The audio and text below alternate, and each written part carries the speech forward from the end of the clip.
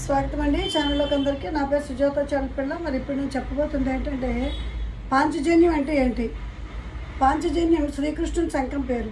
ధర్మరాజు పాండవులు అగ్రజుడు, ధర్మపుత్రుడు యుధిష్ఠరుడు అని అతనికి పేర్లు ఉన్నాయి. అయితే ఆయన చేతిలో ఉండే శంఖానికి అనంత విజయం అని పేరు. అంటే అంతులేని భటులను జయించగలగది అని అర్థం. అర్జునుని చేతిలో ఉన్న శంఖానికి దేవదత్తం అని పేరు.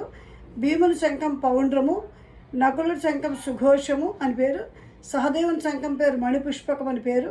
కురుక్షేత్ర యుద్ధంలో అందరూ తమ తమ శంఖాలను పూరించారు. 5 చేతుల్లో 5 శంఖాలు. శ్రీకృష్ణ పరమాత్మ 6వవాడు. ఆయన శంఖము పాంచజన్యము. ఈ 5 శంఖాలతో సమానమైనది పాంచజన్యము. చేపల్లాగే నీటిలో ఉండే ఒక ప్రాణి శంఖం అనేది. ఆ ప్రాణి శంఖంలో ఉన్నప్పుడు అది కదులుతూ ఉంటుంది. మనకు పైన చర్మము, లోన మాంసము, ఎముకలు ఉండగా శంఖానికి బయటే అస్థి ఉండి లోపల మాంసం ఉంటుంది. సముద్రంలో ఉన్న పంచజన్యం అనే శంఖాన్ని బయటికి తెచ్చి భగవంతుడు తన యుద్ధఘోషకు ఉపయోగించాడు. పంచజన్యానికి సంబంధించింది కనుక దీనికి పాంచజన్యం అని పేరు వచ్చింది. అందరూ వారి శంఖాలను యుద్ధ ప్రారంభ సూచకంగా ఆనాడు పూరించేవారు.